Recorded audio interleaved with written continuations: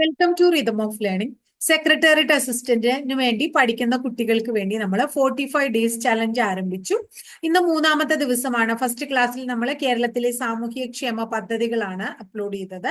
രണ്ടാമത്തെ ക്ലാസ്സിൽ ഇന്നലെ നമ്മൾ മെഡീവൽ ഇന്ത്യ എന്ന് പറയുന്ന ടോപ്പിക്കിൽ ഡൽഹി സുൽത്താനേറ്റിന്റെ ഒരു ഭാഗമായിരുന്നു പഠിച്ചത്.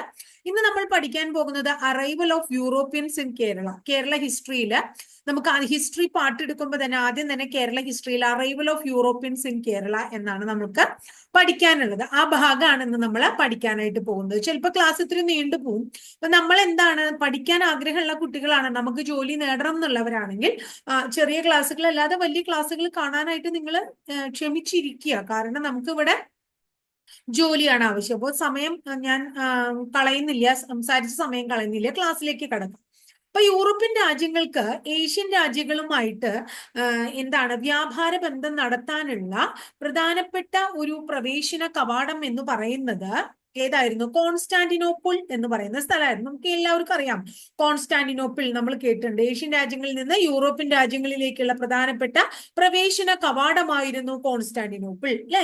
ഇത് 1453 AD 1453 തുർക്കികൾ കോൺസ്റ്റാന്റിനോപ്പിൾ കീഴടക്കിയപ്പോൾ യൂറോപ്പും ഏഷ്യയും തമ്മിലുള്ള കച്ചവട ബന്ധം തന്നെ അങ്ങടെ ഇല്ലാണ്ടായി. മനസ്സിലായോ?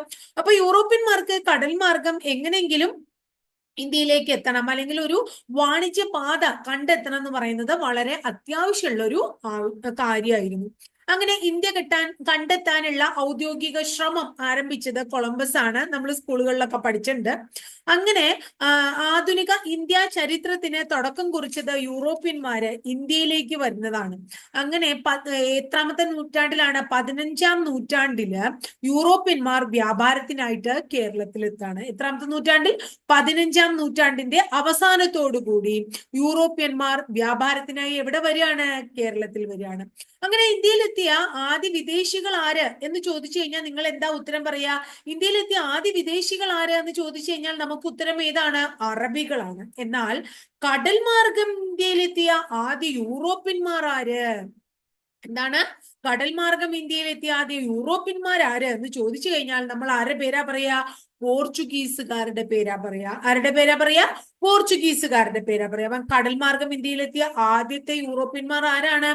പോർച്ചുഗീസുകാരാണ്. ഇന്ത്യയിൽ നിന്നും ആദ്യം തിരിച്ചുപോയത്, ഇനി അപ്പോ ആദ്യ കടൽ മാർഗം ഇന്ത്യയിലെത്തിയ ആദ്യ യൂറോപ്യന്മാർ ആരാണ്? പോർച്ചുഗീസുകാരാണ്. ഇന്ത്യയിൽ നിന്നും ആദ്യം തിരിച്ചുപോയത്, വന്നത് യൂറോപ്യന്മാരാണ്, ആദ്യം പോയത് ഡച്ചുകാരാണ്. അപ്പൊ ഇന്ത്യയിൽ ആരൊക്കെയാ വന്നേ? പോർച്ചുഗീസുകാർ വന്നു, ഡച്ചുകാർ വന്നു, ബ്രിട്ടീഷുകാർ വന്നു, ആര് വന്നു? ഫ്രഞ്ചുകാർ വന്നു. പലരും കച്ചവടത്തിനായി വന്നു. എന്നിട്ട് മിക്കവരും ഇവിടെ സ്ഥിര താമസാക്കി നമ്മുടെ പല പ്രദേശങ്ങളൊക്കെ കീഴടക്കി അവര് അവരുടെ തലസ്ഥാന രൂപത്തിലൊക്കെ കൊണ്ടുവന്ന് കുറെ നാൾ ഇവിടെ ഭരണമൊക്കെ നടത്തുകയുണ്ടായി. പക്ഷെ അങ്ങനെ ആദ്യം വന്ന പോർച്ചുഗീസുകാര്, അതിന് പോർച്ചുഗീസുകാരെ നമ്മൾ വിളിക്കും പറങ്കികൾ എന്ന്, അല്ലെ? പോർച്ചുഗീസുകാരുടെ അപരനാമം പറങ്കികൾ. പോർച്ചുഗീസുകാരന് ശേഷം ആര് വന്നു? ഡച്ചുകാര്. ഡച്ചുകാരെ നമ്മൾ എന്ത് വിളിക്കും? ലന്തക്കാർ എന്ന്. ഡച്ചുകാരുടെ വേറൊരു പേര് ലന്തക്കാരാണ്. ഡച്ചുകാർ രണ്ടാമത് വന്നു, പക്ഷെ ആദ്യം അവര് പോയി. അടുത്തത് പിന്നെ ബ്രിട്ടീഷുകാർ വന്നു. ബ്രിട്ടീഷുകാർ വന്നിട്ട് വളരെ ഒരു നീണ്ട കാലത്തോളം ഇന്ത്യയിൽ അവർ സ്ഥിരതാമസമാക്കി. ഇന്ത്യയിലുള്ള പ്രധാന സംഭവങ്ങളൊക്കെ കൊള്ളയടിച്ച് നമ്മളെ ചൂഷണം ചെയ്ത് വർഷങ്ങളോളം അവരിവിടെ ഉണ്ടായിരുന്നു, അല്ലെ? ഇപ്പൊ ബ്രിട്ടീഷുകാരെ നമ്മൾ വെള്ളക്കാർ എന്ന് വിശേഷിപ്പിക്കുന്നു. പിന്നെയാണ് എന്താണ് ഫ്രഞ്ചുകാർ വന്നത്. ബ്രിട്ടീഷുകാർ വന്നതിന് ശേഷമാണ് ഫ്രഞ്ചുകാർ വന്നത്. ഫ്രഞ്ചുകാരെ നമ്മൾ പരന്ത്രീസുകാർ എന്നാ വിളിക്കണേ. ഫ്രഞ്ചുകാരെ വിളിക്കുന്നത് പരന്ത്രീസുകാർ എന്നാണ്. അപ്പൊ ഇങ്ങനെ വന്നത് ആദ്യത്തെ ക്രമം പോർച്ചുഗീസുകാരല്ലേ ആദ്യം വന്നേ. അപ്പൊ പോർച്ചുഗീസുകാരെ കുറിച്ച് നമുക്ക് ആദ്യം പഠിക്കാം. അപ്പോ പോർച്ചുഗീസുകാരിൽ തന്നെ നമ്മൾ ഏറ്റവും കൂടുതൽ പോർച്ചുഗീസ് വൈസ്രോയി അല്ലെങ്കിൽ പോർച്ചുഗീസുകാരെന്നൊക്കെ മനസ്സിൽ വരുമ്പോൾ നമുക്ക് ആദ്യം വരെ ആരുടെ പേരാണ്? വാസ്കോഡ ഗാമയുടെ പേരാണ്, അല്ലെ? കടൽ മാർഗം ഇന്ത്യയിലെത്തിയ ആദ്യത്തെ യൂറോപ്യൻ ആരാണ്? വാസ്കോഡ ഗാമയാണ്. കടൽ മാർഗം ഇന്ത്യയിലെത്തിയ ആദ്യത്തെ യൂറോപ്യൻ ആരാണ്? വാസ്കോഡ ഗാമയാണ്. ഈ വാസ്കോഡ ഗാമ ഇന്ത്യയിൽ വന്നതിനെ ഏഷ്യ ചരിത്രത്തിലെ വാസ്കോഡ ഗാമ യുഗം എന്നാണ്, അല്ലെങ്കിൽ ഏഷ്യ ചരിത്രത്തിലെ വാസ്കോഡ ഗാമ യുഗത്തിന്റെ തുടക്കം എന്നാണ് സർദാർ KM പണിക്കർ വിശേഷിപ്പിച്ചത്. വാസ്കോഡ ഗാമയുടെ ആഗമനത്തെ സർദാർ KM പണിക്കർ എങ്ങനെ വിശേഷിപ്പിച്ചു? ഏഷ്യയുടെ ചരിത്രത്തിലെ വാസ്കോഡ ഗാമ യുഗത്തിന്റെ തുടക്കം എന്ന് സർദാർ KM പണിക്കർ വിശേഷിപ്പിച്ചു. അങ്ങനെ ഏകദേശം 5 നൂറ്റാണ്ടുകളോളം നീണ്ടുനിന്ന യൂറോപ്യൻ ആധിപത്യത്തിന് ഇന്ത്യയിൽ തുടക്കം കുറിച്ചത് നമ്മുടെ ഈ വാസ്കോഡ ഗാമയുടെ വരവാണ് ട്ടോ. ഇനി അടുത്തത് കേപ്പ് ഓഫ് ഗുഡ് ഹോപ്പ് വഴിയാണ് കേരളത്തിലെത്തിയ യൂറോപ്യൻ ശക്തിയാണ് പോർച്ചുഗീസുകാർ. അപ്പൊ പോർച്ചുഗീസുകാര് ഏത് വഴിയാണ് ഇന്ത്യയിലേക്ക് എത്തിയത് എന്ന് ചോദിച്ചു കഴിഞ്ഞാൽ നമ്മുടെ കയ്യിൽ ഉത്തരമുണ്ട്. കേപ്പ് ഓഫ് ഗുഡ് ഹോപ്പ് വഴി കേരളത്തിലേക്ക് എത്തിച്ചേർന്ന ആദ്യ യൂറോപ്യൻ ശക്തിയാണ് പോർച്ചുഗീസുകാര്. അങ്ങനെ എന്തിനാണ് വാസ്കോഡ ഗാമ ഇന്ത്യയിലേക്ക് വരണേ, അല്ലെങ്കിൽ വാസ്കോഡ ഗാമയെ ആരാണ് ഇന്ത്യയിലേക്ക് പറഞ്ഞയച്ചത്? അതായത് ഇന്ത്യയില് ഒരു പുതിയ വാണിജ്യ മാർഗം, ഇന്ത്യയിലേക്കുള്ള ഒരു പുതിയ വാണിജ്യ മാർഗം കണ്ടെത്തുക എന്ന ഉദ്ദേശത്തോടു കൂടിയും അതുപോലെ തന്നെ പൗരസ്ത്യ രാജ്യങ്ങളുമായി വിദേശ ബന്ധം, വാണിജ്യ ബന്ധം ഉറപ്പിക്കുക എന്ന ഉദ്ദേശത്തോടു കൂടിയും പോർച്ചുഗീസ് രാജാവായ ഡോം മാനുവൽ ഒന്നാമൻ വാസ്കോഡ ഗാമയെ ഇന്ത്യയിലേക്ക് പറഞ്ഞുവിടാണ്. അതായത് അവർക്ക് പുറത്തുള്ള രാജ്യങ്ങളുമായി നല്ല ഭംഗിയായിട്ടുള്ളൊരു കച്ചവട ബന്ധം ഊട്ടി ഉറപ്പിക്കണം എന്നുള്ള ആഗ്രഹത്തോടു കൂടി പോർച്ചുഗീസ് രാജാവായ ഡോം മാനുവൽ ഒന്നാമനാണ് വാസ്കോഡ ഗാമയെ ഇന്ത്യയിലേക്ക് പറഞ്ഞയക്കുന്നത്. വാസ്കോഡ ഗാമ ഇന്ത്യയിലേക്ക് വന്ന യാത്ര എങ്ങനെയായിരുന്നു? 1497 ലിസ്ബണിൽ നിന്നാണ് അദ്ദേഹം യാത്ര തിരിച്ചത്. 1497 ലിസ്ബണിൽ നിന്ന് അദ്ദേഹം യാത്ര തിരിക്കുകയാണ്. യാത്ര തിരിച്ചത് അദ്ദേഹം സെന്റ് ഗബ്രിയൽ എന്ന് പറയുന്ന കപ്പലിനാണ്. 1497 ലിസ്ബണിൽ നിന്ന് സെന്റ് ഗബ്രിയൽ എന്ന് പറയുന്ന കപ്പലിൽ വാസ്കോഡ ഗാമ ഇന്ത്യയിലേക്ക് തിരിക്കുകയാണ്.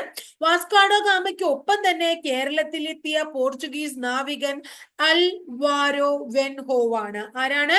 അൽവാരോ വെൻഹോ. അപ്പൊ ഈ ഗാമയുടെ കൂടെ കേരളത്തിലേക്ക് വന്ന പോർച്ചുഗീസ് നാവികൻ അൽവാരോ വെൻഹോവും കൂടാതെ ഗാമയെ ആദ്യ യാത്രയിൽ അനുഗമിച്ച കപ്പലുകള് സെന്റ് റാഫേലും ദ ബറിയോ.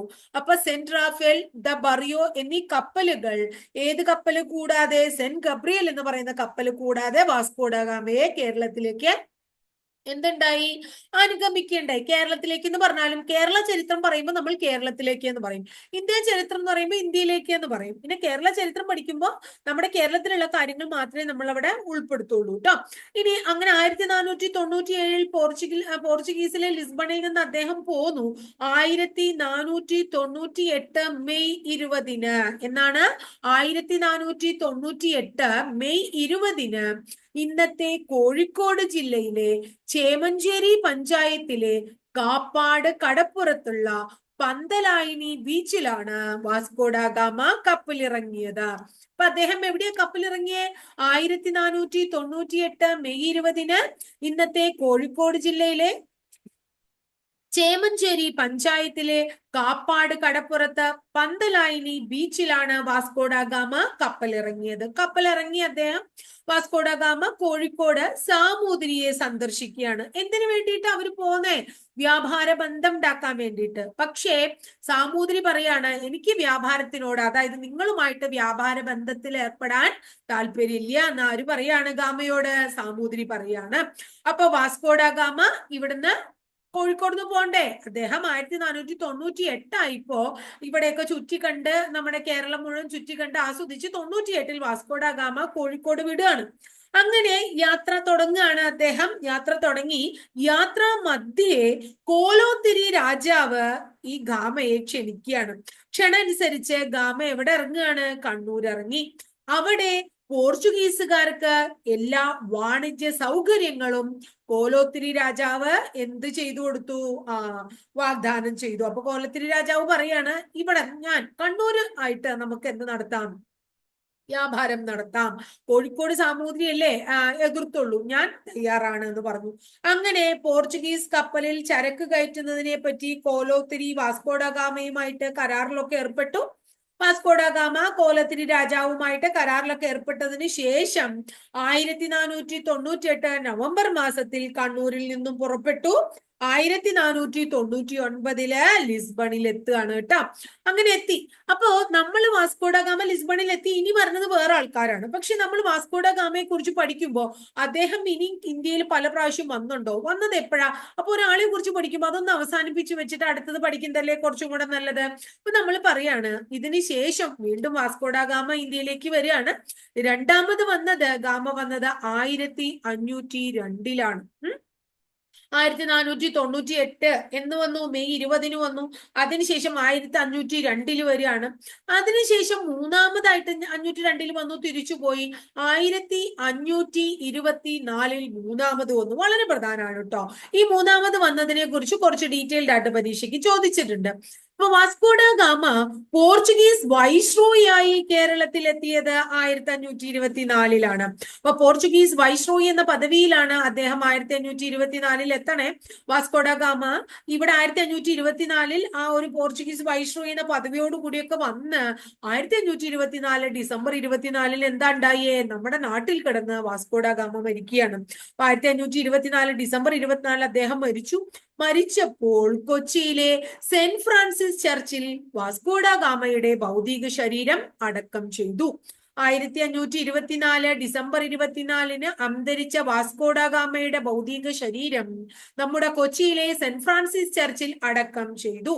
അതിനുശേഷം 15 കൊല്ലം കഴിഞ്ഞപ്പോ 1539 ഇദ്ദേഹത്തിന്റെ ഗാമയുടെ ഭൗതിക ശരീരം കൊച്ചിയിൽ നിന്നും പോർച്ചുഗലിലേക്ക്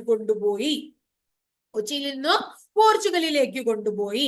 അങ്ങനെ ആ ഭൗതിക അവശിഷ്ടം ഇപ്പൊ കാണപ്പെടുന്നത് ലിസ്ബണിലെ ജെറോനിമസ് കത്തീഡ്രലിലാണ് ഇപ്പോ ആ ഭൗതിക അവശിഷ്ടം കാണപ്പെടുന്നത്. ഇനി എന്താണ് പോർച്ചുഗീസുകാരുടെ രണ്ടാമത്തെ തലസ്ഥാനമായിരുന്നു ഗോവ. ആദ്യത്തെ തലസ്ഥാനം കൊച്ചിയാണ്. അത് നമ്മൾ പഠിക്കും. അപ്പൊ വാസ്കോഡ ഗാമ എന്ന് പറയുന്നത് പോർച്ചുഗീസുകാർ കുറെ നാള് ഗോവയിൽ ഉണ്ടായിരുന്നു. അതിന്റെ ഡീറ്റെയിൽസ് ഒക്കെ നമ്മൾ ഇനി പറയും. അപ്പോ ആ ഗോവയില് വാസ്കോഡ ഗാമ എന്ന് പറയുന്ന ഒരു സ്ഥലമുണ്ട് കേട്ടോ. അപ്പൊ ഗോവയിൽ വാസ്കോഡ ഗാമ എന്ന് പറയുന്ന സ്ഥലം എവിടെയാ കാണണമെന്ന് ചോദിച്ചാൽ ഗോവയിലാണ് നമ്മൾ പഠിക്കും. ഇനി ഇന്ത്യൻ മഹാസമുദ്രത്തിന്റെ സേനാധിപതി, admiral of the Indian ocean എന്ന വാസ്കോഡ ഗാമയെ വിശേഷിപ്പിച്ചത് ആരാണ്? മാനുവൽ രാജാവ്. അഡ്മിറൽ ഓഫ് ഇന്ത്യൻ ഓഷ്യൻ എന്ന വാസ്കോഡ ഗാമയെ വിശേഷിപ്പിച്ച വ്യക്തിയാണ് മാനുവൽ രാജാവ്. അപ്പൊ ഇത്രയും ഗാമയെ കുറിച്ച് പഠിച്ച് നമ്മൾ അവിടെ വെച്ചേക്കുക. അടുത്ത് നമ്മൾ വീണ്ടും വരികയാണ്. മാനുവൽ രാജാവ് ഇന്ത്യയിലേക്ക് ആൾക്കാരെ പറഞ്ഞ ഉടനെ നിർത്തിയില്ല. 1598 വാസ്കോഡ ഗാമയെ വിട്ടു. 99 അദ്ദേഹം തിരിച്ചുപോയി. 99 കുറച്ച് നാൾ റെസ്റ്റ് എടുക്കൂ എന്ന് പറഞ്ഞിട്ട് അവിടെ ഇരുത്തി അദ്ദേഹത്തെ. എന്നിട്ട് 499 ഗാമ ലിസ്ബണിൽ എത്തിയ ശേഷം പോർച്ചുഗീസ് രാജാവ് പെട്രോ അൽവാരിസ് കബ്രാൾ എന്ന് പറയുന്ന വ്യക്തിയെ ഇന്ത്യയിലേക്ക് അയച്ചു കേട്ടോ. ആരയച്ചു? നമ്മുടെ പോർച്ചുഗീസ് രാജാവ് അയച്ചു.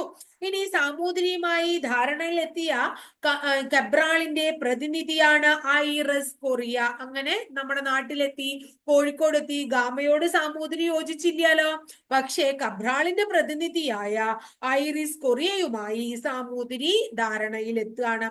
എന്നാൽ കോഴിക്കോട് അറബികളും ഉണ്ടായ പ്രശ്നത്തെ തുടർന്ന് കബ്രാളിന്റെ നേതൃത്വത്തിലുള്ള പോർച്ചുഗീസ് സംഘത്തിന് കൊച്ചിയിലേക്ക് പോകേണ്ടി വന്നു. അപ്പൊ അറബികൾ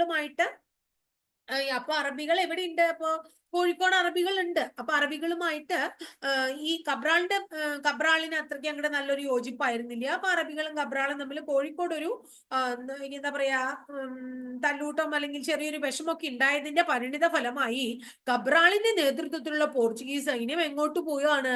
കൊച്ചിയിലേക്ക് പോവാണ്.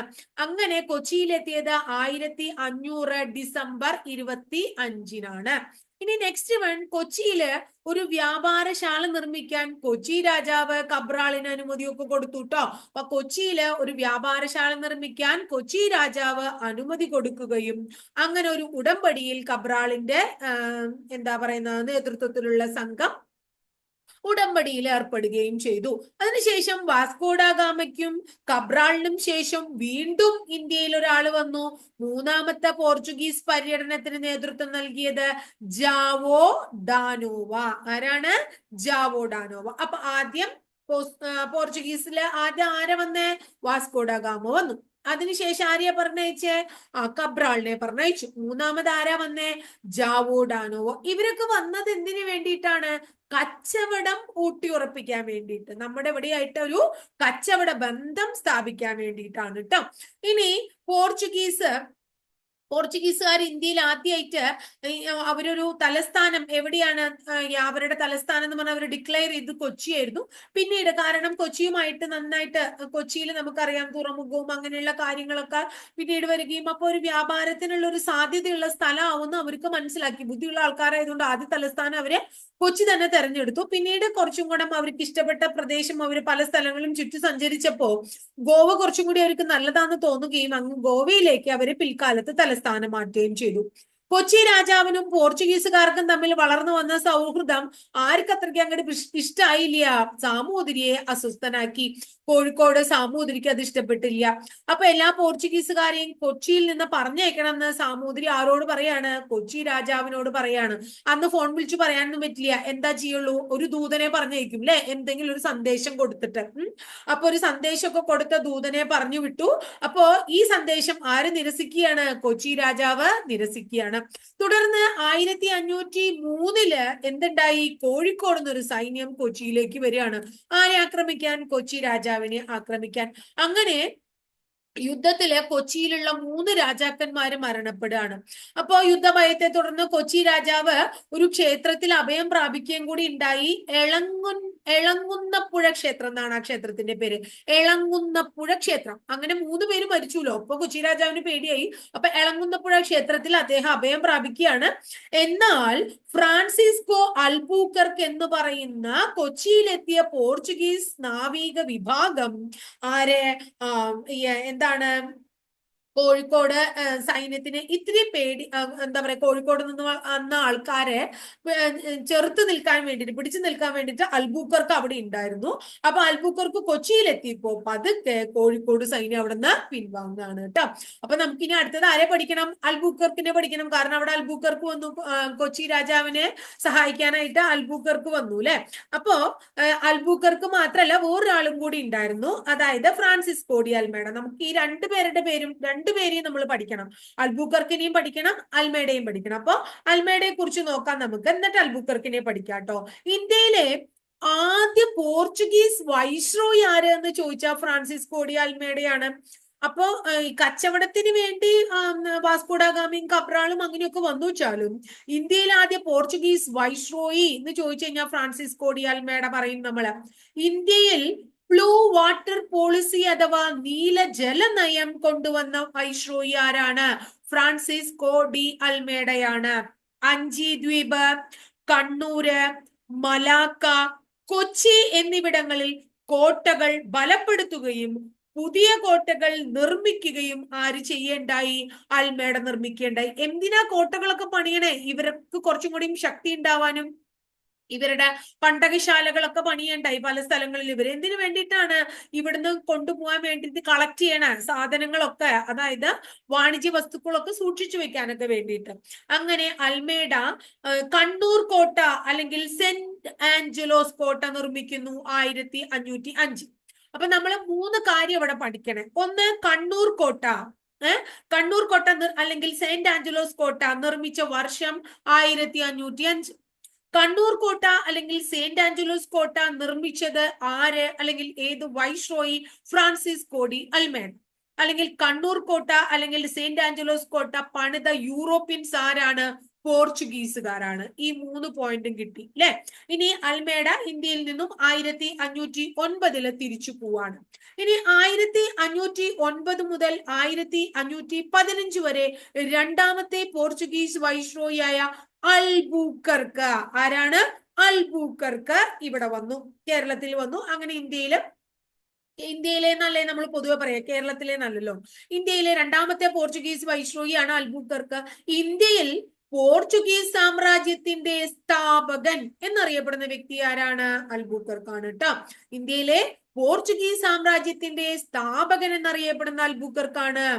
ഏറ്റവും ശക്തനായ പോർച്ചുഗീസ് വൈസ്രോയി ആര് എന്ന് ചോദിച്ചു കഴിഞ്ഞാലും അൽബുക്കർക്കാണ് ശക്തനായ പോർച്ചുഗീസ് വൈസ്രോയി. ഇന്ത്യയിൽ മിക്സഡ് കോളനി സിസ്റ്റം അഥവാ മിശ്ര കോളനി വ്യവസ്ഥ കൊണ്ടുവന്നത് അൽബുക്കർക്കാണ്. ഇന്ത്യയിൽ മിശ്ര കോളനി വ്യവസ്ഥ കൊണ്ടുവന്നു.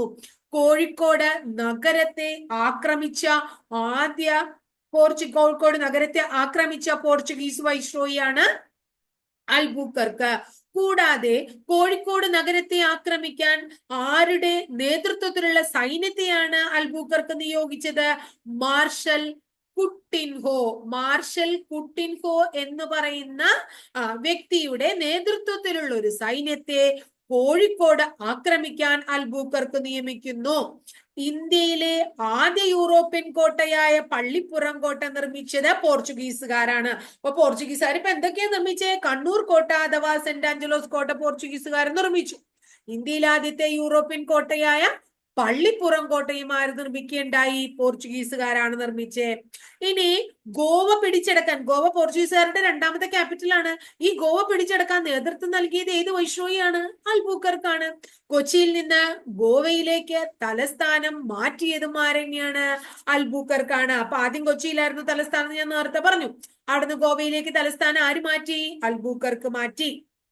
ഇന്ത്യയിൽ സതി നിരോധിക്കുകയും, അപ്പൊ ഇനിയിപ്പോ നിങ്ങൾക്കൊരു ചോദ്യം വരാം, സതി നിരോധിച്ചു വില്യം പെന്റിക് എന്നല്ലേ നമ്മൾ പഠിക്കണേ, അല്ലെങ്കിൽ രാജാറാം മോഹൻ റായ് എന്ന സാമൂഹ്യ പരിഷ്കർത്താവിന്റെ നേതൃത്വത്തിലല്ലേ സതി നിരോധിക്കാൻ കാരണമായ? അപ്പൊ അവരൊക്കെ ഇനി വരുന്നതേ ഉള്ളൂ.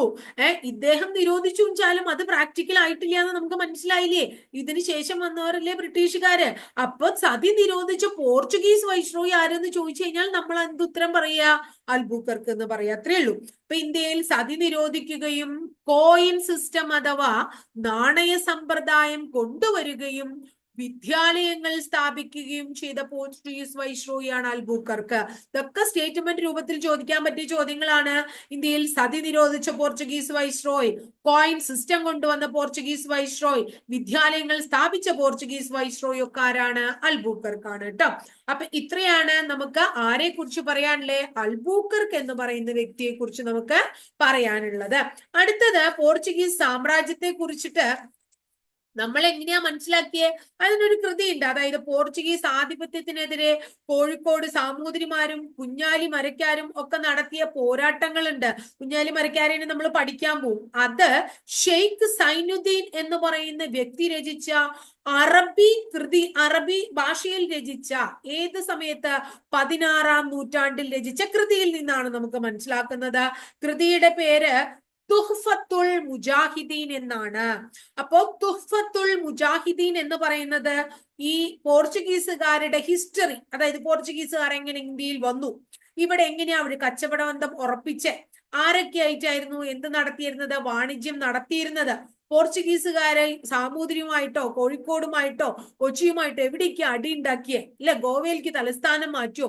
ഇതൊക്കെ അറിയാനുള്ള ഒരു അറബി ഭാഷയില് ആര് രചിച്ച കൃതി? ഷെയ്ഖ് സൈനുദ്ദീൻ രചിച്ച കൃതി. എന്ന് രചിച്ച കൃതി? 16-ാം നൂറ്റാണ്ടിൽ രചിച്ച കൃതിയുടെ പേര് തുഹ്ഫത്തുൽ മുജാഹിദീൻ എന്നാണ്. കേരളത്തിൽ രചിക്കപ്പെട്ട ആദ്യ ചരിത്ര കൃതിയായി പണ്ഡിതന്മാർ കണക്കാക്കുന്നതും തുഹ്ഫത്തുൽ മുജാഹിദീൻ എന്ന് പറയുന്ന കൃതി തന്നെയാണ് കേട്ടോ. ഇനി ചാലിയൻകോട്ടയിലെ വിജയത്തെ പ്രകീർത്തിച്ചുകൊണ്ട് 16-ാം നൂറ്റാണ്ടിൽ എഴുതിയ അറബി കാവ്യം ഏതാണ്? അങ്ങനെ ഒരു ചോദ്യം വന്നാലോ അതും പഠിക്കുക. ഫത്ഹുൽ മുബീൻ എന്നാണ് അതിന്റെ പേര്. ഫത്ഹുൽ മുബീൻ. അതിന്റെ മലയാളം എന്താ അറിയോ നിങ്ങൾക്ക്? വ്യക്തമായ വിജയം. വ്യക്തമായ വിജയം അഥവാ ഫത്ഹുൽ മുബീൻ എന്നാണ് ചാലിയൻകോട്ടയിലെ വിജയത്തെ പ്രകീർത്തിച്ചുകൊണ്ട് 16-ാം നൂറ്റാണ്ടിൽ എഴുതിയ അറബി കാവ്യം. ഇനി പോർച്ചുഗീസ് ഈസ്റ്റ് ഇന്ത്യ കമ്പനി ഇന്ത്യയിൽ സ്ഥാപിച്ചു. പോർച്ചുഗീസുകാർ 1498 മെയ് 20-നൊക്കെ ഇവിടെ വന്നു വെച്ചാലും 1628 ഇന്ത്യയില് പോർച്ചുഗീസ് ഈസ്റ്റ് ഇന്ത്യ കമ്പനി സ്ഥാപിച്ചത്. പോർച്ചുഗീസുകാരുടെ ഇന്ത്യയിലെ പ്രധാന കോളനികൾ ഗോവയും ദാമൻ ആൻഡ് ദിയുമായിരുന്നു. ഗോവ രണ്ടാമത്തെ ക്യാപിറ്റൽ ആണ്, ആദ്യത്തെ ക്യാപിറ്റൽ കൊച്ചിയാണ് അല്ലെ. ഇന്ത്യയിൽ ഏറ്റവും കൂടുതൽ കാലം ഭരണം നടത്തിയതും ആരെന്നെയാണ്? പോർച്ചുഗീസുകാരനെയാണ്. 1498 വന്ന ഇവർ 1961 ഇവിടുന്ന് പോയത്. ആ പോയ ഓപ്പറേഷൻ വിജയ് നമ്മൾ പഠിക്കണ്ട്. ഇപ്പൊ തന്നെ ഞാൻ പറയും, ഇതിന് ശേഷം നമുക്കത് പറയാം. 463 വർഷത്തോളം പോർച്ചുഗീസുകാർ ഇന്ത്യയിൽ താമസം ഉണ്ടായിരുന്നു എന്ന് മനസ്സിലാക്കുക. ആദ്യമായി ഇന്ത്യയിൽ എത്തിയതും അവസാനം ഇന്ത്യയിൽ നിന്ന് പോയതും ആരെന്നെയാണ്? പോർച്ചുഗീസുകാരനെയാണ്. അപ്പൊ ആദ്യമായി ഇന്ത്യയിൽ എത്തിയതും അവസാനമായി ഇന്ത്യയിൽ നിന്ന് പോയതുമായ യൂറോപ്യന്മാർ ആരാണ്? പോർച്ചുഗീസുകാരാണ്. ഈ പോർച്ചുഗീസുകാരുടെ രണ്ടാം തലസ്ഥാനമായ ഗോവ പോർച്ചുഗീസുകാർ പിടിച്ചടക്കിയത് ബീജാപ്പൂർ സുൽത്താനിൽ നിന്നാണ്. അപ്പൊ പോർച്ചുഗീസുകാർ ഗോവ പിടിച്ചടക്കിയ വർഷം 1510. ആരിൽ നിന്ന് പോർച്ചുഗീസുകാർ ഗോവ പിടിച്ചടക്കി? ബീജാപ്പൂർ സുൽത്താനിൽ നിന്ന് ഗോവ പിടിച്ചടക്കി. ഇന്ത്യയിൽ ആദ്യം ഇന്ത്യയിൽ ആദ്യമായിട്ട് കച്ചവട ബന്ധം സ്ഥാപിച്ച കത്തോലിക്കൻ മതവിഭാഗക്കാരും പോർച്ചുഗീസുകാരാണ്.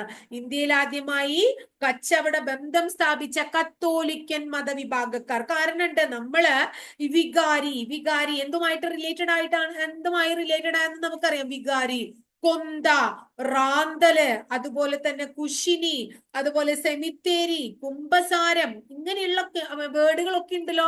നമ്മൾ ആരിൽ നിന്ന് കടമെടുത്തതാ? പോർച്ചുഗീസുകാരിൽ നിന്ന് കടമെടുത്തതാണ്. നമ്മൾ പഠിക്കും. അപ്പൊ ഞാനിപ്പോ ഇവിടെ പറഞ്ഞു എന്ന് മാത്രമേ ഉള്ളൂ. ഇന്ത്യയിൽ ആദ്യമായി കച്ചവട ബന്ധം സ്ഥാപിച്ച കത്തോലിക്കൻ മതവിഭാഗക്കാരാണ് പോർച്ചുഗീസുകാർ.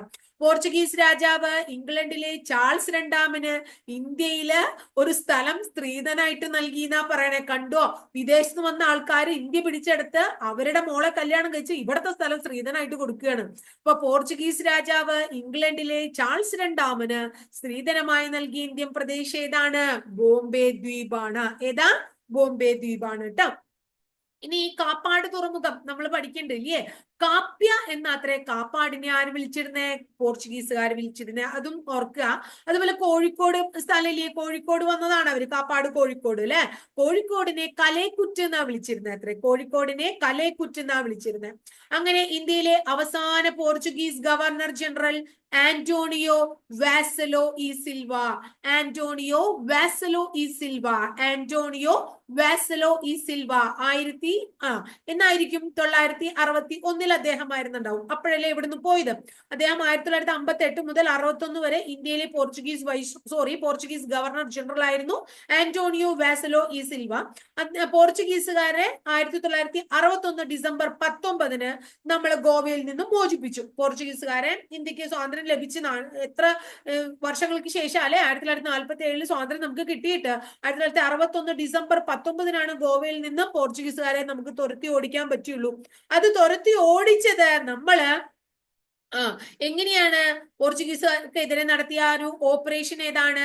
ഓപ്പറേഷൻ വിജയാണ്. പോർച്ചുഗീസുകാരെ ഇന്ത്യയിൽ നിന്നും തുരത്താൻ, ഗോവയിൽ നിന്നും തുരത്താൻ നടത്തിയ സൈനിക നീക്കത്തിന്റെ പേര് ഓപ്പറേഷൻ വിജയ് എന്നാണ്. അങ്ങനെ ഗോവയിലെ സൈനിക നടപടിയെ പോലീസ് ആക്ഷൻ എന്ന് വിശേഷിപ്പിച്ചത്, ആ ഓപ്പറേഷൻ വിജയനെ പോലീസ് ആക്ഷൻ എന്ന് വിശേഷിപ്പിച്ചത് VK കൃഷ്ണമേനോനാണ്. അങ്ങനെ നമ്മൾ ഇവിടെ പോർച്ചുഗീസുകാരെ ഇവിടെ നിന്നും തുരത്തി. പക്ഷെ പോർച്ചുഗീസുകാരെ ഇവിടെ നിന്ന് തുരത്തി, അതൊക്കെ നമ്മൾ സമ്മതിച്ചു. പക്ഷെ അതിന്റെ ഇടയില് പോർച്ചുഗീസുകാർ ഇവിടെ വന്ന് കുറച്ചു നാൾ നിന്നപ്പോ പോർച്ചുഗീസുകാരെ തീരെ ഇഷ്ടമില്ലാണ്ടിരുന്ന ഒരാളായിരുന്നു സാമൂതിരി എന്ന് നമ്മൾ ആദ്യം പറഞ്ഞു. അപ്പൊ സാമൂതിരിയുടെ സൈനിക മേധാവിയായിരുന്ന കുഞ്ഞാലി മരക്കാരും പോർച്ചുഗീസുകാർക്ക് എതിരായിരുന്നു. അപ്പൊ കുഞ്ഞാലി മരക്കാറ് 1-ാമൻ 2-ാമൻ 3-ാമൻ എന്നൊക്കെ പറഞ്ഞ് നമ്മളോട് പരീക്ഷയ്ക്ക് ചോദിക്കാറുണ്ട്. അപ്പൊ ആ കുഞ്ഞാലി മരക്കാരെ കുറിച്ചും കൂടി നമുക്കൊന്ന് പഠിക്കാം. സാമൂതിരിയുടെ നാവിക സൈന്യത്തിന്റെ മേധാവിത്വം വഹിച്ചിരുന്നത് ആര് എന്ന് ചോദിച്ചു കഴിഞ്ഞാൽ ആരുടെ പേരാ നമ്മൾ പറയാ? കുഞ്ഞാലി മരക്കാരെ പറയാ. അപ്പൊ ഈ മരക്കാർ എന്ന് പറയുന്നത് ഒരു സ്ഥാനപ്പേരാണ്.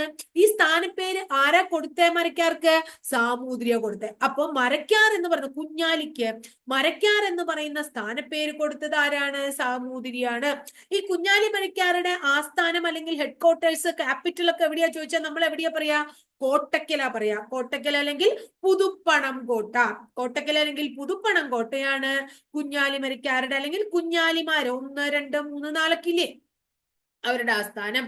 1500 അപ്പൊ 24-ൽ കുട്ടി അഹമ്മദ് അലിയുടെ നേതൃത്വത്തില് കോഴിക്കോട് നാവിക സൈന്യം പോർച്ചുഗീസുകാർക്ക് ഭീമമായ നഷ്ടം ഉണ്ടാക്കി. അപ്പൊ ആദ്യത്തെ ആക്രമണമാണത്. അപ്പൊ 4 പേരുണ്ട്. ഒന്ന് കുട്ടി അഹമ്മദ് അലി, അടുത്തത് കുട്ടി പോക്കർ അലി, അടുത്തത് എന്താണ് പാട്ടുമരക്കാർ, അടുത്തത് മുഹമ്മദ് അലി മരക്കാർ. ഇത് കുഞ്ഞാലി ഒന്നാമൻ, കുഞ്ഞാലി രണ്ടാമൻ, കുഞ്ഞാലി മൂന്നാമൻ, കുഞ്ഞാലി നാലാമൻ. അപ്പൊ കുഞ്ഞാലി ഒന്നാമൻ ആരാ? കുട്ടി അഹമ്മദ് അലി. കുഞ്ഞാലി ഒന്നാമൻ കുട്ടി അഹമ്മദ് അലി. കുഞ്ഞാലി രണ്ടാമൻ ആരാ? കുട്ടി പോക്കർ അലി. ആരാണ്? കുട്ടി പോക്കർ അലി. ആരാ മൂന്നാമൻ? പട്ടുമരക്കാർ. ആരാണ് മൂന്നാമൻ? പട്ടുമരക്കാർ. നാലാമൻ ആരാ? മുഹമ്മദ് അലി മരക്കാർ. നാലാമൻ മുഹമ്മദ് അലി മരക്കാർ. അങ്ങനെ ആദ്യത്തെ ആളില്ലേ കുട്ടി അഹമ്മദ് അലി. കുട്ടി അഹമ്മദ് അലിയുടെ നേതൃത്വത്തില് കോഴിക്കോട് നാവിക സൈന്യം പോർച്ചുഗീസുകാർക്ക് കുറെ നഷ്ടം ഉണ്ടാക്കി കേട്ടോ. അങ്ങനെ കുട്ടി അഹമ്മദ് അലിയുടെ ആ സമരതന്ത്രം ഉണ്ടല്ലോ, നഷ്ടം ഉണ്ടാക്കിയ ആ സമരതന്ത്രം അടിച്ചിട്ട് കടന്നു കളയുക എന്ന സമരതന്ത്രമാണ്. അപ്പൊ നമ്മൾ ഓരോരുത്തരുടെയും തന്ത്രങ്ങൾ പഠിക്കാറുണ്ട് ഇല്ലേ? അപ്പൊ അങ്ങനെ ഒരു തന്ത്രം, ഇദ്ദേഹത്തിന്റെ തന്ത്രം എന്തായിരുന്നു? അടിച്ചിട്ട് കടന്നു കളയുക എന്നായിരുന്നു കുഞ്ഞാലി മരക്കർ ഒന്നാമന്റെ സമരതന്ത്രം. 1528-ൽ പോർച്ചുഗീസ് നാവികപ്പട വീണ്ടും ഒരു യുദ്ധത്തിൽ ഏർപ്പെടുകയും ബാൻകൂർ എന്ന് പറയുന്ന സ്ഥലത്ത് വെച്ച് കുട്ടി അലിയെ തടവിലാക്കുകയും ചെയ്തു. അപ്പൊ ഒന്നാമത്തെ കുഞ്ഞാലി മരക്കാരെ ആര് പിടിച്ചു? പോർച്ചുഗീസുകാർ പിടിച്ചു. എന്ന് പിടിച്ചു? 1528-ൽ പിടിച്ചു. എവിടെ വെച്ച് പിടിച്ചു? ബാൻകൂർ എന്ന് പറയുന്ന സ്ഥലത്ത് വെച്ച് പിടിച്ചു. അങ്ങനെ സാമൂതിരി കുട്ടി അലിയുടെ, അപ്പൊ സാമൂതിരിക്ക് രക്ഷയില്ലാണ്ടായി. കാരണം ഈ സാമൂതിരിമാരെന്നൊക്കെ പറയുന്നത് അത്രയ്ക്ക് അങ്ങോട്ട് സ്ട്രോങ് ആയിട്ടുള്ള ആൾക്കാരൊന്നല്ല. ഇവരുടെയൊക്കെ ഒരു ധൈര്യത്തിലാണ് അവര് പിടിച്ചു നടന്നത്. അപ്പൊ സാമൂതിരി എന്ത് ചെയ്തു എന്നാ പറയണേ? സാമൂതിരി കുട്ടി അലിയുടെ ബന്ധുവായ പച്ചാച്ചി മരക്കാരുടെയും കെയ്റോവിലെ ഒരു വ്യാപാരി ആലി അബ്രഹാമിന്റെയും കുട്ടി അലിയുടെ മകനായ കുഞ്ഞാലി രണ്ടാമന്റെയും എന്താ പറയാ കൂട്ടുപിടിച്ചു. ഇവരെ 3 പേരെയും കൂട്ടുപിടിച്ച് ഒരു നാവിക സംഘം തന്നെ ഉണ്ടാക്കി. എന്തുണ്ടാക്കി? നാവിക സൈന്യം അല്ലെങ്കിൽ സംഘം ഉണ്ടാക്കി. ആര്? പച്ചാച്ചി മരക്കാർ. ഇങ്ങേരാരാ? സാമൂതിരി, അതായത് കുട്ടി അലിയുടെ ബന്ധുവാണ് പച്ചാച്ചി മരക്കാർ. ഇനി അടുത്തത് ഒരു വ്യാപാരി, കെയ്റോ എന്ന് പറയുന്ന സ്ഥലത്തെ വ്യാപാരിയായ അലി അബ്രഹാം. ഇനി കുട്ടി അലിയുടെ മകനായ കുഞ്ഞാലി രണ്ടാമൻ. ഇവരെല്ലാവരും കൂടി കൂട്ടി എന്തുണ്ടാക്കി? ഒരു സൈന്യത്തെ ഉണ്ടാക്കി. മരക്കാർമാരുടെ പ്രവർത്തനങ്ങളുടെ ഫലമായി ഇന്ത്യൻ സമുദ്രത്തിലെ പോർച്ചുഗീസ് വാണിജ്യം അങ്ങനെ അവര് നിർത്തിവെപ്പിച്ചു. ഇനി ഇതേ തുടർന്ന് പോർച്ചുഗീസ് ഗവൺമെന്റ് 1529 ഒക്ടോബറിൽ ഒരു പുതിയ ഗവർണറെ നിയമിച്ചു. അപ്പൊ ഉള്ള ഗവർണർക്ക് അതല്ലെങ്കിലും അങ്ങനെയാണല്ലോ, എന്തെങ്കിലും കാര്യം ഒരാള് അവിടെ തോൽവി ഉണ്ടാവുകയാണെങ്കിൽ അയാളുടെ എന്താണ് കഴിവ് കുറവ് കൊണ്ടാണെന്ന് പറഞ്ഞ് വേറൊരാളെ നമ്മൾ നിയമിക്കും. അങ്ങനെ നുനോ ഡാ കുൻഹ എന്ന് പറയുന്ന പുതിയൊരാളെ നിയമിച്ചു. കുഞ്ഞാലി മരക്കാരുടെ ആക്രമണം നേരിടാനായി 1531-ൽ പോർച്ചുഗീസുകാർ ചാലിയം കോട്ട കോഴിക്കോട് നിർമ്മിച്ചു. കണ്ടോ? അപ്പൊ നമ്മുടെ അവിടെ വന്ന് അവര് കോട്ടയം നിർമ്മിച്ചു അല്ലെ. കുഞ്ഞാലി മരക്കാരുടെ ആക്രമണം നേരിടാൻ 1531-ൽ പോർച്ചുഗീസുകാർ നിർമ്മിച്ച കോട്ടയാണ് കോഴിക്കോട് ചാലിയം കോട്ട. ഇതാരാണ്? ന്യൂനോ, നമ്മൾ നേരത്തെ പറഞ്ഞില്ലേ ന്യൂനോ ഡാ കുൻഹ, അദ്ദേഹം പോർച്ചുഗീസ് ഗവർണറെ പുതിയതായിട്ട് അപ്പോയിന്റ് ചെയ്തില്ലേ. അപ്പൊ ന്യൂനോ ഡാ കുൻഹ എന്ന് പറയുന്ന പോർച്ചുഗീസ് ഗവർണറാണ് ഈ കോട്ട നിർമ്മിച്ചത്. സാമൂതിരിയുടെ കണ്ടത്തിലേക്ക് നീക്കിയ പീരങ്കി എന്നറിയപ്പെടുന്ന കോട്ടയാണ് ചാലിയൻകോട്ട. സാമൂതിരിയുടെ കണ്ടത്തിലേക്ക് നീട്ടിയ പീരങ്കി എന്നാണ് ചാലിയൻകോട്ട അറിയപ്പെടുന്നത്. സാമൂതിരിയിൽ നിന്ന് പുതുപ്പണത്ത് ഒരു കോട്ടയും പണ്ടകശാലയൊക്കെ നിർമ്മിക്കാൻ കുഞ്ഞാലി മൂന്നാമൻ എന്നറിയപ്പെടുന്ന പട്ടുമരക്കാർ, കുഞ്ഞാലി മൂന്നാമൻ എന്ന് പറയുന്ന പട്ടുമരക്കാർ അനുമതി നേടി. കാരണം ഇവരെ തുരത്താൻ വേണ്ടിയിട്ട്, പോർച്ചുഗീസുകാരെ തുരത്താൻ വേണ്ടിയിട്ട് പുതുപ്പണം എന്ന് പറയുന്ന സ്ഥലത്ത് ഒരു കോട്ടയും പണ്ടകശാലയൊക്കെ പണിയാൻ അനുമതി നൽകുമെന്ന് ചോദിച്ചു. അപ്പോ എന്താണ് അനുമതി ആര് നൽകി? സാമൂതിരി നൽകി. അങ്ങനെ കുഞ്ഞാലി മൂന്നാമൻ മരക്കാർ കോട്ട അല്ലെങ്കിൽ പുതുപ്പണം കോട്ട നിർമ്മിച്ചു. കുഞ്ഞാലി മൂന്നാമൻ മരക്കാർ കോട്ട അല്ലെങ്കിൽ പുതുപ്പണം കോട്ട നിർമ്മിച്ചു. ഇതിലൂടെ സാമൂതിരിയും മരക്കാർ കുടുംബവും കൂടി ഒന്നും കൂടിയും തമ്മിലുള്ള ബന്ധം നന്നായി. അതുപോലെ തന്നെ മൂന്നാമന്റെ നേതൃത്വത്തിൽ പോർച്ചുഗീസുകാർക്കെതിരെ നല്ലൊരു പ്രതിരോധമായിട്ട് ഇങ്ങനെ പോവാണ്. എന്നാൽ AD 1571-ൽ ചാലിയൻകോട്ട പിടിച്ചടക്കുകയും പോർച്ചുഗീസ് ആധിപത്യത്തിന്റെ തകർച്ചയ്ക്ക് തുടക്കം കുറിക്കുകയും ചെയ്തത് ആര് എന്നൊരു ചോദ്യം ചോദിച്ചു കഴിഞ്ഞാലും കുഞ്ഞാലി മരക്കാർ മൂന്നാമനാണ്. അയാൾ കുറച്ചും കൂടി സ്ട്രോങ് ആയിരുന്നു അല്ലെ. ഇനി കുഞ്ഞാലി നാലാമന്റെ കാലഘട്ടം, അപ്പൊ മൂന്നാമൻ അതോടുകൂടി കഴിഞ്ഞു. നാലാമന്റെ കാലഘട്ടം വന്നപ്പോ സാമൂതിരിയും പോർച്ചുഗീസുകാരും തമ്മിൽ ഒരു കരാറിൽ ഏർപ്പെട്ടു. അപ്പോ നാലാമൻ അത്ര ശക്തിമാനായിരുന്നില്ലായിരിക്കാം. അപ്പൊ പോർച്ചുഗീസുകാരുടെ കൂടെ ആര് കൂടാണ്? സാമൂതിരി കൂടി ഒരു കരാറിൽ ഏർപ്പെടുകയും പൊന്നാനിയിൽ ഒരു ഫാക്ടറി സ്ഥാപിക്കാൻ അനുമതി നൽകുകയും ചെയ്തു. ആർക്ക്? പോർച്ചുഗീസുകാർക്ക്. ഇത് സാമൂതിരിയും കുഞ്ഞാലി നാലാമനും തമ്മിലുള്ള ബന്ധം എന്താണ്? അതിനൊരു വിടവുണ്ടാക്കി. കാരണം ഇദ്ദേഹം ചെയ്തത് കുഞ്ഞാലി നാലാമന് ഇഷ്ടായില്ല. അപ്പൊ എന്ത് ചെയ്തു എന്നറിയാമോ? അപ്പൊ എന്താണ്, കുഞ്ഞാലി നാലാമന്റെ നാവിക പടയ്ക്കൊക്കെ ഇത് ബുദ്ധിമുട്ടായി. ഇങ്ങനൊരു കോട്ടയൊക്കെ കെട്ടാനുള്ള അനുമതിയൊക്കെ കൊടുത്തൂലോ. അപ്പൊ അവസാനം കുഞ്ഞാലി നാലാമൻ സാമൂതിരിക്ക് മുന്നിൽ നിരുപാധികം കീഴടങ്ങുകയും സാമൂതിരി എന്ത് ചെയ്തു? തന്ത്രപൂർവ്വം കുഞ്ഞാലി നാലാമനെ പോർച്ചുഗീസുകാർക്ക് കൈമാറുകയും ചെയ്തു. അങ്ങനെയുണ്ടായേ.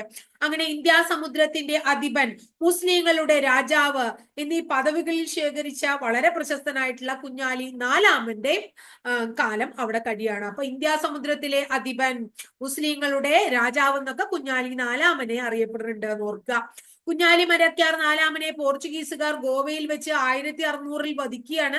കുഞ്ഞാലിമാരുടെ സ്മരണയ്ക്കായി നാമകരണം ചെയ്ത ഇന്ത്യൻ നാവികസേനയുടെ പരിശീലന കേന്ദ്രം INS കുഞ്ഞാലി. എവിടെയത്? മുംബൈയില്.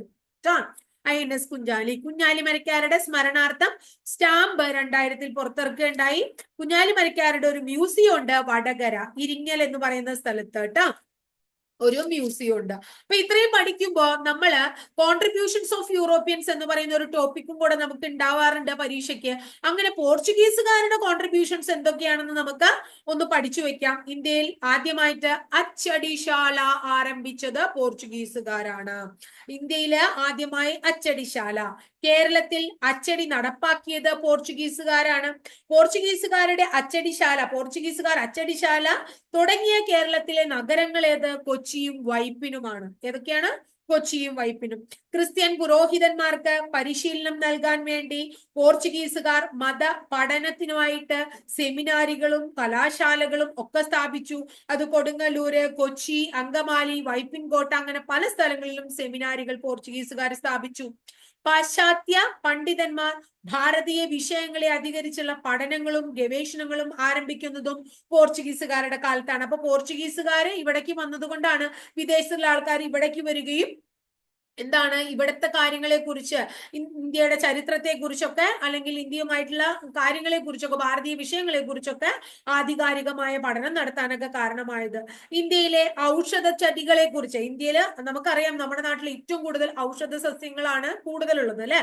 ഔഷധ സസ്യങ്ങളെ കുറിച്ച് ഗാഷ്യ ഡ ഓർത്തോ എന്ന ഓർത്ത രചിച്ച ഗ്രന്ഥം ഈ വിഷയത്തിലുണ്ടായ ആദ്യകാല പഠനങ്ങളിൽ ഒന്നായിരുന്നു. അപ്പൊ വിദേശത്തുനിന്ന് ആൾക്കാർ ഇവിടെ വന്നിട്ട് എന്താണ് ഔഷധ ചെടികളെ കുറിച്ച് ഒരു ഗ്രന്ഥം രചിച്ചു. എന്താണ് ഗാഷ്യ ഡ ഓർത്ത, എന്താണ് ഗാഷ്യ ഡ ഓർത്ത രചിച്ച ഗ്രന്ഥം, അദ്ദേഹമാണ് ഗ്രന്ഥം രചിച്ചത്. ഈ വിഷയത്തിലുണ്ടായ ആദ്യകാല പഠനങ്ങളിൽ ഉൾപ്പെടുന്നു ഓർക്കുക.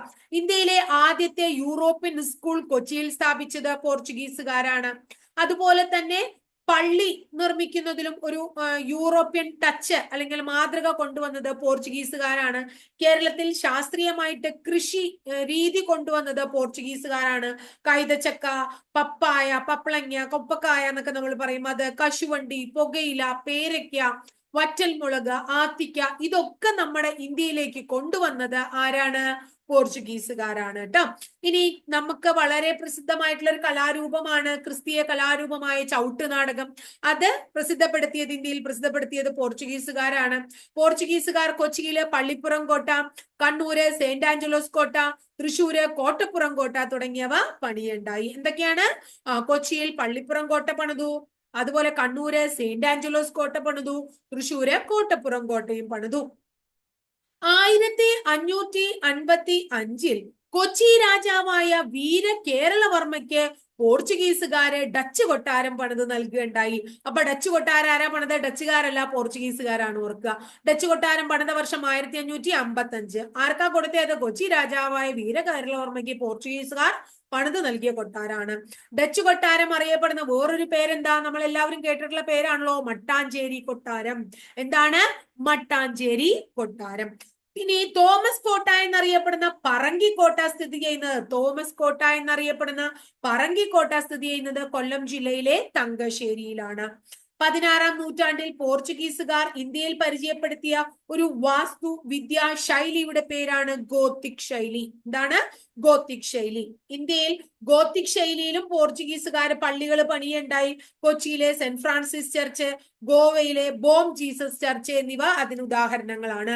കൊച്ചിയിലെ സെന്റ് ഫ്രാൻസിസ് ചർച്ച്, ഗോവയിലെ ബോം ജീസസ് ചർച്ച് തുടങ്ങിയവ ഇന്ത്യയിൽ ഗോത്തിക് ശൈലിയിൽ പോർച്ചുഗീസുകാർ പണിത പള്ളികളാണ്. അപ്പൊ പോർച്ചുഗീസുകാരുടെ ഇന്ത്യയിൽ പരിചയപ്പെടുത്തിയ വാസ്തുവിദ്യാ ശൈലിയാണ് ഗോത്തിക് ശൈലി. പോർച്ചുഗീസുകാർ ഇന്ത്യയിൽ നിർമ്മിച്ച ആദ്യ പള്ളി ഏതാന്ന് ചോദിച്ചാൽ നമ്മൾ എന്തു പറയും? കൊച്ചിയിലെ സെന്റ് ഫ്രാൻസിസ് ചർച്ചാണ്. ആദ്യ പള്ളി കൊച്ചിയിലെ സെന്റ് ഫ്രാൻസിസ് ചർച്ചാണ്. അവിടെയാണ് പോർച്ചുഗീസുകാരനായ ഗാമയുടെ, ആദ്യം വന്ന ഗാമയുടെ ഭൗതിക ശരീരം ആദ്യം അടക്കം ചെയ്ത് പിന്നെ എവിടേക്ക് കൊണ്ടുപോയി എന്ന് നമ്മൾ പറഞ്ഞു? ജെറോനിമസ് കത്തീഡ്രൽ. അതെവിടെയാണ്? ലിസ്ബണിലാന്ന് നേരത്തെ പറഞ്ഞു അല്ലെ. അപ്പൊ പോർച്ചുഗീസുകാർ ഇന്ത്യയിൽ നിർമ്മിച്ച ആദ്യ പള്ളി സെന്റ് ഫ്രാൻസിസ് ചർച്ച് അല്ലെ. ഇനി ഇന്ത്യയിൽ യൂറോപ്യന്മാർ നിർമ്മിച്ച ആദ്യ കോട്ട, 1503 കൊച്ചിയിൽ അൽബൂക്കർക്ക് നിർമ്മിച്ച മാനുവൽ കോട്ട. ഇന്ത്യയിൽ യൂറോപ്യന്മാർ അല്ലെങ്കിൽ പോർച്ചുഗീസുകാർ നിർമ്മിച്ച ആദ്യ കോട്ട 1503 കൊച്ചിയിൽ അൽബൂക്കർക്ക് നിർമ്മിച്ച മാനുവൽ കോട്ട. ഇതിൽ ഏറ്റവും പഴയ യൂറോപ്യൻ കോട്ട അല്ലെങ്കിൽ യൂറോപ്യൻ നിർമ്മിതി എന്നൊക്കെ പറയുന്നത് മാനുവൽ കോട്ടയാണ്. ഇതിന് പള്ളിപ്പുറം കോട്ട, വൈപ്പിൻ കോട്ട, ആയക്കോട്ട, അഴിക്കോട്ട, കൊച്ചിൻ കോട്ട എന്നൊക്കെ പേരുണ്ട്. എന്തൊക്കെയാ അപ്പൊ മാനുവൽ കോട്ടയുടെ പേര്? പള്ളിപ്പുറം കോട്ട, വൈപ്പിൻ കോട്ട, ആയക്കോട്ട, അഴിക്കോട്ട, കൊച്ചിൻ കോട്ട. ഇനി പോർച്ചുഗീസുകാരിൽ നമ്മൾ നേരത്തെ പറഞ്ഞു കുറച്ച് വേർഡ്സ് ഒക്കെ പോർച്ചുഗീസുകാരിൽ നമ്മൾ കടെടുത്തതാണ്. അപ്പൊ അങ്ങനെ കടെടുത്ത കുറച്ച് പോർച്ചുഗീസ് വേർഡ്സ് ഏതൊക്കെയാ? മേസ്തിരി പോർച്ചുഗീസുകാരിൽ നിന്ന് കിട്ടിയതാ. ചാവി, നമ്മൾ കീ, താക്കോൽ എന്നൊക്കെ പറയില്ലേ, ചാവി. വികാരി അല്ലെ, പള്ളിയിലെ നമ്മള് ഫാദറിനെ വിളിക്കണ വികാരി. ബെഞ്ച്, ചായ, കൊന്ത, റാന്തല്, ജനല്, മുറം, പതക്കം, ഫാക്ടറി, മേശ, കസേര, കുശിനി, അതുപോലെ വരാന്ത, വാതില്, അലമാര, അൾത്താര, അതുപോലെ സെമിത്തേരി, ലേലം, ഓപ്ഷൻ സെയിൽ പറയില്ലേ, ലേലം, കപ്പിത്താൻ, കുരിശ്, ഡെസ്ക്, ദോശ, കുംഭസാരം, ഗോഡൌൺ. ഇതൊക്കെ കുറെ അധികം നമ്മള് മനസ്സിലായില്ലേ? അതായത് എന്താ പറയുന്നത്, ക്രിസ്ത്യൻ റിലേറ്റഡ് ആയിട്ടുള്ള അല്ലെ, ക്രിസ്തു മത വിഭാഗവുമായിട്ട് റിലേറ്റഡ് ആയിട്ടുള്ള കുറെ വേർഡ്സ് എവിടെ നിന്ന് വന്നിട്ടുള്ളതാണ്? പോർച്ചുഗീസുകാരിൽ നിന്ന് വന്നിട്ടുള്ളതാണ്. അപ്പൊ ഇത്രയൊക്കെയാണ് നമുക്ക് പോർച്ചുഗീസുകാരെ കുറിച്ച് പഠിക്കാനുള്ളത്. അപ്പൊ പോർച്ചുഗീസുകാരുമായിട്ട് റിലേറ്റഡ് ആയിട്ടുള്ള കേരളത്തിലെ ഭാഗങ്ങൾ നമ്മൾ ഇന്നിവിടെ അവസാനിപ്പിച്ചു. കുഞ്ഞാലി മരക്കാരെ വരെ നമ്മൾ അവസാനിപ്പിച്ചു. ഒരു ഇത്തിരി കൂടുതൽ ഡീറ്റെയിൽഡ് ആയിട്ടുള്ള ക്ലാസ് ആയിരുന്നു, കുറച്ച് അധികം നമ്മളിവിടെ പറഞ്ഞു. പക്ഷെ ആവശ്യമുള്ള കുട്ടികളാണെങ്കിൽ എത്ര സമയം വേണമെങ്കിലും നമ്മൾ ക്ലാസ് കേട്ടിരിക്കും എന്നുള്ളതാണ്. അപ്പൊ അതുകൊണ്ട് ആവശ്യമുള്ളവര് ഭംഗിയായിട്ട് ക്ലാസ് കേട്ട് നോട്ട് എഴുതിയെടുക്കണമെങ്കിൽ എഴുതിയിട്ട് അത് പഠിക്കുക. അപ്പൊ ഇത്രയാണ് ഇന്നത്തെ ക്ലാസ്സിൽ നമുക്ക് പഠിക്കാനുള്ളത്. ഇത് SCRT-യുമായിട്ട് റിലേറ്റഡ് ആയിട്ടുള്ള നോട്ട് ബുക്കുകളിലും ഒക്കെ നമ്മൾ എന്താ പറയുന്നത് നോക്കിയതിന് ശേഷം ഇതിൽ വിട്ട് മാക്സിമം നമ്മൾ പറയാനുള്ള കാര്യങ്ങൾ നമ്മൾ പറഞ്ഞിട്ടുണ്ട്. അപ്പൊ ക്ലാസ് ഇഷ്ടപ്പെട്ടു വെച്ചാൽ തീർച്ചയായിട്ടും ലൈക്ക് ചെയ്യുക. കൂടാതെ ഇഷ്ടപ്പെട്ട ക്ലാസ് ആണെങ്കിൽ നിങ്ങളുടെ കൂട്ടുകാർക്കൊന്ന് ഷെയർ ചെയ്ത് കൊടുക്കുക. ആദ്യമായി ചാനൽ കാണുന്ന കുട്ടികളാണെങ്കിൽ ചാനൽ ഒന്ന് സബ്സ്ക്രൈബ് ചെയ്യുക. അതോടൊപ്പം ബെൽ ബട്ടൺ കൂടി ക്ലിക്ക് ചെയ്യുമ്പോൾ ഞാൻ ഓരോ ദിവസം അപ്ലോഡ് ചെയ്യുന്ന വീഡിയോസ് നിങ്ങൾക്ക് നോട്ടിഫിക്കേഷൻ രൂപത്തിൽ ലഭിക്കുകയും ചെയ്യും. അപ്പൊ അടുത്ത ദിവസം വളരെ നല്ലൊരു ടോപ്പിക്കുമായി നമുക്ക് വീണ്ടും